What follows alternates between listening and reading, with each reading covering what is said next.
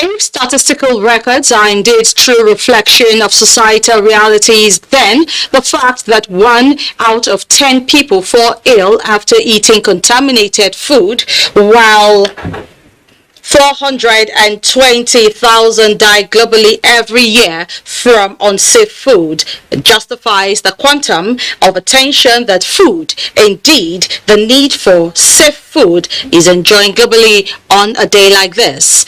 Among others, what World Food Safety Day, being celebrated worldwide today, is designed to achieve is to project the multidimensional aspect of food other than its being a basic need of man. From international politics to economy and of course health and nutritional benefits, good food definitely holds a lot of significance for humanity. So, as much as time would permit, Panorama this day shall dwell on this year's celebration of World Food Safety Day and its importance for you and I. Don't forget, you can join this broadcast live on our website at nta.ng/live.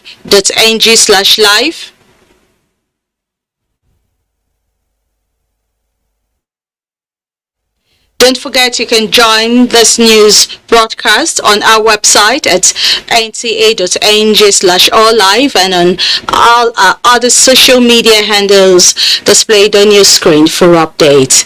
We shall hand over to Frama in Abuja to give us the latest from that end.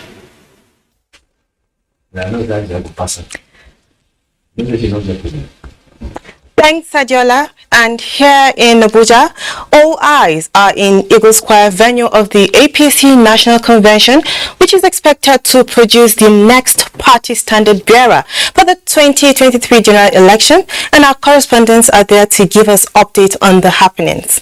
Now, we have Ekene Ndulue joining us live from there now. Ekene, can you hear me? Hello. Hello, Frama. Good afternoon. What is the situation right there?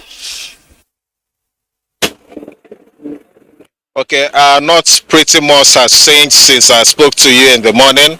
We are still expecting the delegates, 2,340 delegates. But from information reaching us now, we understand that the delegates are being accredited at the International Conference Center as we speak right now. So in few minutes or maybe in few minutes time, we're expecting to see them coming in state after state. The stage is set, as you can see right behind me. Everything is set. The security men have taken their positions. Every other thing has been put in place. So far so good for now. We're expecting 2,340 delegates. And I have with me here a member of the Security and Compliance Committee. He will be speaking with us on how the security situation is around here. Okay, good afternoon, sir. Yeah, good afternoon. All right. I'm a member of the Security and Compliance Committee, saddled with the responsibility of ensuring the safety and hitch-free convention. I'm the Assistant Secretary, and what you can see here today is culmination of all the strategies put in place to ensure that we have a hitch-free, seamless and sound convention. You know, the CNC will be here as well. Everybody will be here, the VIPs, the governors, the members of the diplomatic corps, the delegates, our party faithfuls, and indeed Nigerians. So it is our duty to ensure that this place is safe, this place is well coordinated, and we're working with all the necessary security agencies, and they are all deployed, they're all on ground, the police, DSS, the fire service, federal road safety, all of the agencies, and even the army in the outer cordon. So so far so good. We have ensured that there's no lapses, and we assure Nigerians, we assure party faithfuls that it's going to be hitch-free, it's going to be seamless to the extent to which human possibilities is. We ensure that we assure Nigerians that there will be no cause for alarm. All right, I would like to know what measures have been put in place to ensure that those who do not have any business being here do not get access to come to this place. Yeah, you could see this at the main gate here. What we did is to ensure that thoroughfare is free, the foreign affairs and that axis is blocked at the extreme and blocked at this other side. Of course, you know, the other gate is strictly for the president and the vice president. So, and then there is diversions up onto the outer side of the foreign finance, you know, and the Court of Appeal side, and ditto to the Minister of Justice side. So it is well coordinated. Traffics have been rerouted. The FCT has been announcing it. The police are on ground, and we're also doing it, taking cognizance of the fact that today is not a public holiday, so people must go about their businesses. So it has to be orderly, and we also crave the indulgence of Nigerians to also obey the security men when they direct them, so that there will be no fracas of any type. We don't expect it because they are cordial, the policemen are well trained, and they are doing it professionally. We have the assurances of the IG, we have the assurances of all the service chiefs that we'll have a seamless process, and I can assure you it's already half midday, and no, so far so good. All right, from you could hear from the Security and Compliance Committee member. I would also like to tell you that up till now we do not know what form the convention will take, if there is going to be a consensus candidate or if the 23 aspirants will still be on the ballot. Time will unfold all that. All right, Ekene, thank you very much. We'll be expecting more updates from you as events continue to unfold. Now, to head back to Lagos, where Adiola is waiting for the continuation of Panorama.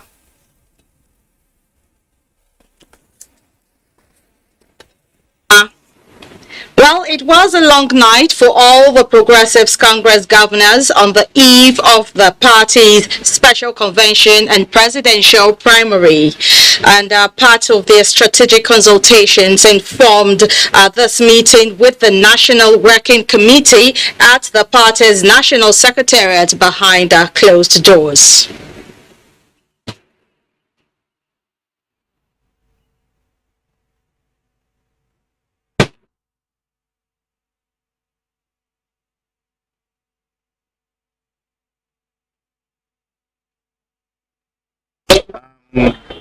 As you are well aware, we have a national convention, and that is in respect of what. Are we going on consensus candidates? Not yet. I hope so. Thank you.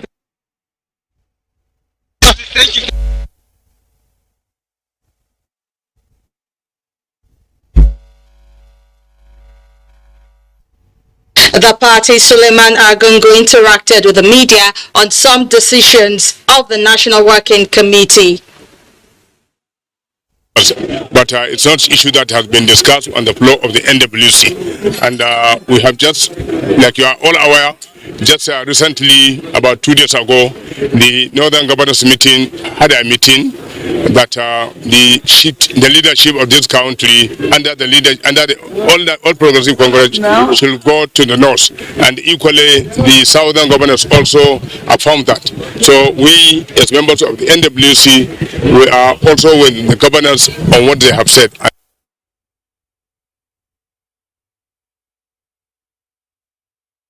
I will move on to say that the Independent National Electoral Commission (INEC) has created a seamless process of registration for permanent voter cards for youths who have not been captured or persons whose cards are lost, damaged, as well as seeking a transfer in order not to be disenfranchised from the 2023 general elections. Lagos State Resident Electoral Commissioner Shegun Agbaje says the process has been deployed by the Commission to capture more eligible voters into the system. Abolade Salami reports. Elections in Nigeria are mostly characterized by voter apathy, violence, and rigging of results. In some instances, while a larger percentage of the country's demography is constituted by the youths who form bulk of the population, statistics from the Independent National Electoral Commission reveals that 51% of registered voters are youths, with less than 30% that participated in the 2019 elections. In bridging the gap, the electoral umpire through a concert show in Lagos is attracting the attention of youths on the need to register for their PVC. We just want them to know that the artists they like, that they prefer, are going to be brought here. We don't want that one to be their only motivation. The motivation is that they love Nigeria, they love issue of politics and governance, and that they want to also participate and ensure that we have good election next year. Because it's also not just even about registering, to also prepare them ahead. Because you know from September when campaigns will start, we don't want them to be used to cause problems or violence, either during campaigns or during the election program. To encourage more participation of the youths in the electioneering process in the country, critical stakeholders are partnering with the umpire through advocacy and campaigns on the relevance of owning a permanent voter card in order to perform their civic responsibility. But it's not enough for young people to be angry and vent on this outrage on social media. It's very good, but it will not make any difference if you don't register, if you don't collect your PVC, and if you don't vote at the next election. So the next election is about young people, and young people must make their numbers count by coming out to vote. The most important thing for me to come out here to do an adjustment on my card because of the 2023 election. I wanted to vote and I want my vote to count. With the Youth Vote Count initiative, election observers are optimistic that registered voters' number will increase. In Lagos, Abolade Salami, NTA News. You're watching Panorama on the network service of the NTA. Let's take a short break. More news when we return. But don't forget, you can follow this news broadcast live on our website at to know you're still with us. Environmental pollution and effects of climate change, for instance, all caused by man-made activities, destroy the balance of the ecosystem. One of the implications is species depletion and hardship for the very poor. Makoko, a slum and fishing community on the fringe of a Lagos lagoon, is a good example. As the global community marks World Environment Day, it provides another opportunity to highlight the associated challenges, particularly as the slogan for this year is a reminder that we have only one Earth, so need to live sustainably in harmony with nature. Jennifer Igwe tells us more. Some of our seemingly inconsequential actions have a way of distorting harmony with nature. Dumping of waste in drainage channels and water bodies, including oil spillage, have adverse consequences, for instance, on the ecosystem, and in turn hit us hard. Makoko, a community along the Lagos Lagoon, is home to many fishermen. As the slum settlement grew, the magnitude of pollution bedeviling the area increased. The level of degradation there today is pushing fish species further down into the Lagos Lagoon and even to other conducive environment for good. No, before they see the fish, no, they will put engine for boat to go far before they see the fish to kill. It is not rocket science to realize the fisheries got tired of competing with the enormity of human and other waste that choke the marine environment. This chemical and toxic waste into this natural they're supposed to help us dilute and remove waste from the ecosystem, but when you put it in large quantities beyond what the natural process can take, it leads to pollution and the death of fish, and most of them will now go into the deeper areas. Fishermen are already experiencing frustrating scenarios that thwart their toil. Aggravating the scenario is climate change, which doesn't recognize the woes of communities and ecosystems with degradation. sometimes you can buy a fuel of 40,000, 30,000, instead of which you go in profit. You can the amount you can keep that it might not even up to 5,000. Makoko is just one case. There are many others. Education and awareness is very important. You have to live sustainably when you are using the natural ecosystem or resources within the ecosystem. You don't use it like you are the last generation. We give birth to children every day. What are we leaving behind for them?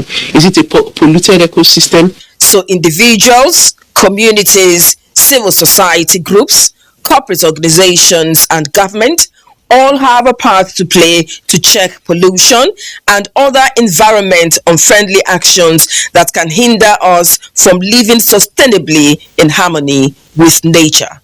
In Lagos, Jennifer Igwe, NTA News. Now, what one eats has direct effect on such person's health. This makes promoting food safety paramount.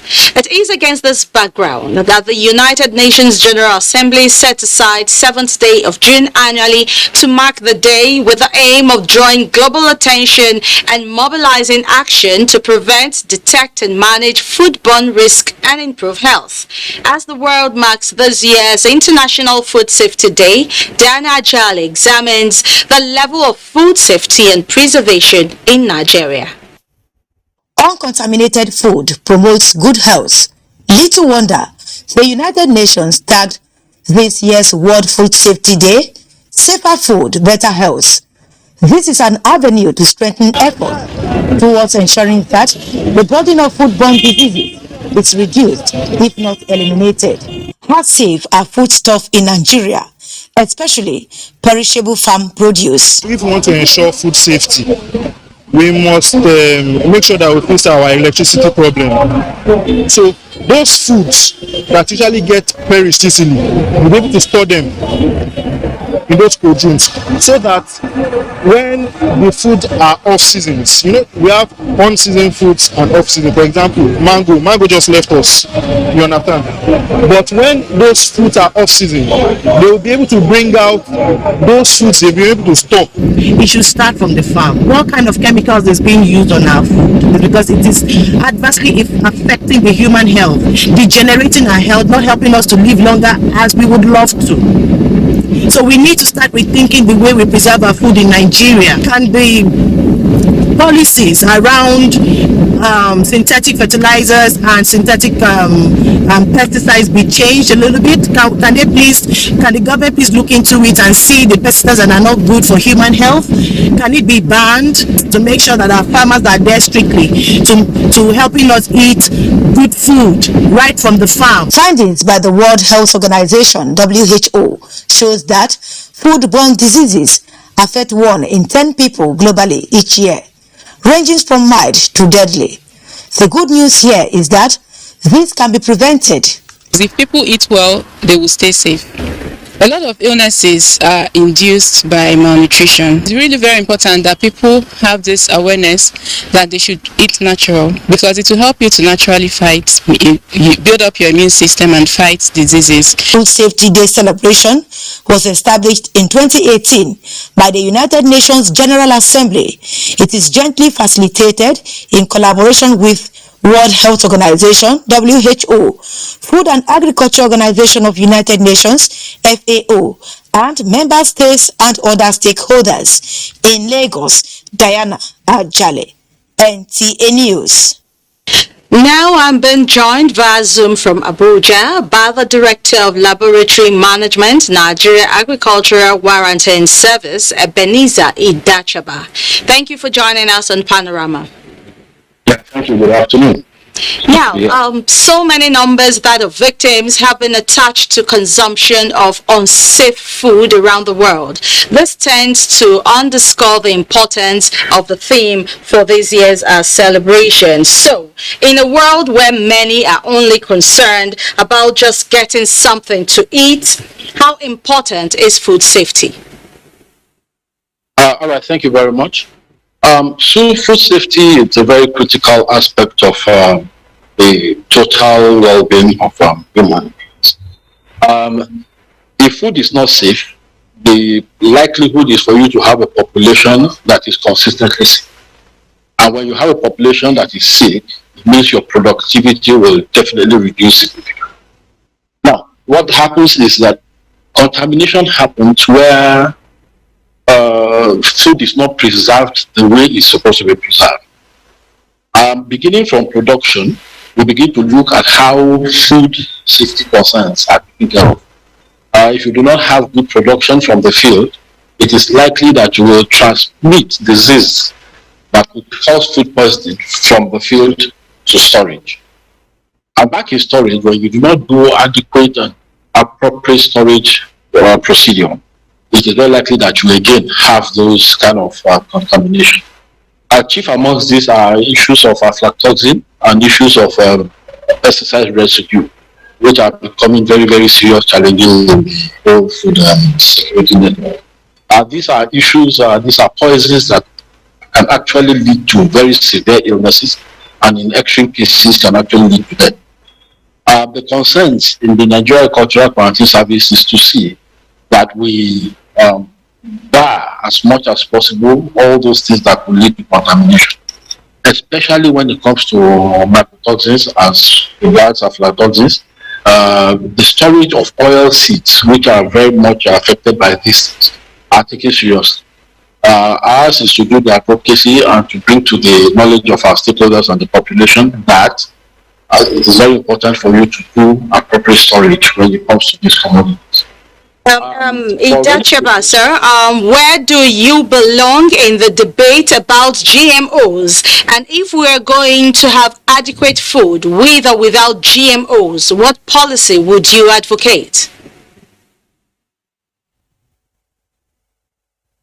Yeah, GMOs, as it stands today, are organisms that have been tampered with or who are genetically modified. There's still a lot of debate going on that as to how safe GMOs are. The best way to go about that is for a country to have a policy on biosafety, where those kind of organizations will take a look at any commodity that has been designated as GMO and assess what the effect will be on the population if it is consumed. Now, the fear is that when you consume GMOs, it is likely that those genes that have been tampered with can come and begin to react in the human system and actually alter certain human operations. Scientifically, a lot of research is still going on to ascertain these assertions. But we know that in the plant world, when you alter genes, what you have done is to change the dynamics of the natural ecosystem. And when once that happens, it is likely that you have created an imbalance in the ecosystem.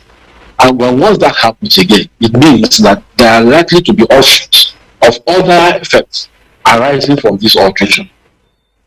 If insects are supposed to feed on certain kind of plants and you are making it difficult for them to feed on those plants, what they got to do is to find alternatives to that.